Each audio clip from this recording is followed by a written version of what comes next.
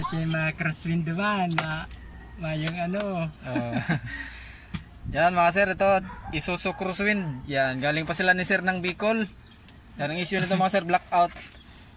Matik pala to sir, no? Sir. Blackout yung panel gauge yan, hindi gumana yung ano. Nakauna yan mga sir, pero yung temperature, kakarating lang nila lang sir, pero yung temperature, yan, hindi gumana. Start na. Wala rin yung odo. Yan, hindi lumabas yung odo. RPM, hindi rin lumangat. Speedometer, hindi rin gumana. Blackout, totally blackout siya mga sir. Ang meron lang sa kanya yung mga warning indicator lang. Pero yung mga gauge hindi gumana. Yan. Galing pa sila ni sir ng Bicol. Videohan kita sir ha. Yan si sir, galing pa sila ng Daet. Daet. Ay, di ba Camarines yun sir? Camarines Norte. Yan, Camarines Norte. Yan si sir.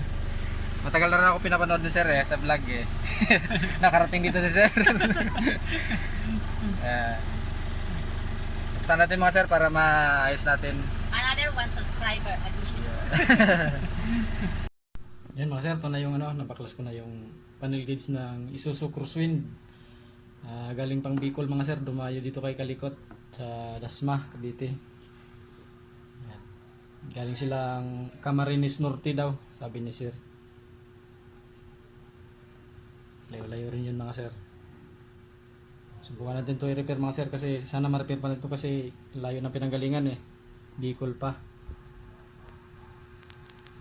Sana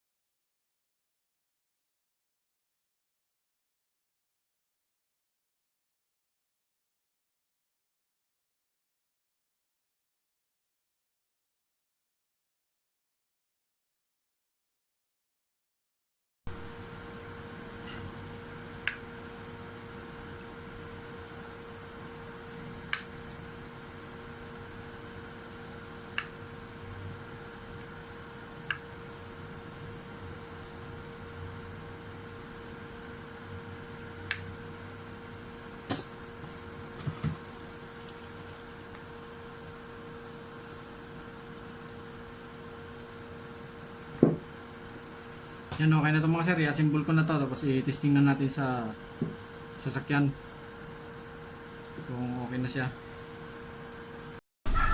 Yan mga sir, ito na yung, yung panel gauge ng Isuzu Crosswind. Yan, galing pa sila ni sir ng Camarines Norte sir, no? Sa Bicol. Yan, okay na siya mga sir, yan, may odo na, tapos against the light lang kasi yung RPM nya gana na.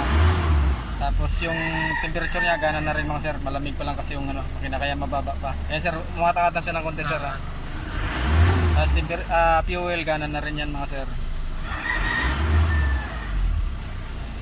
Ayos na, i-tornilyo ko lang sir. Kung sino sir, i-test drive natin para malaman natin kung paangatan yung speedometer. Ikaw.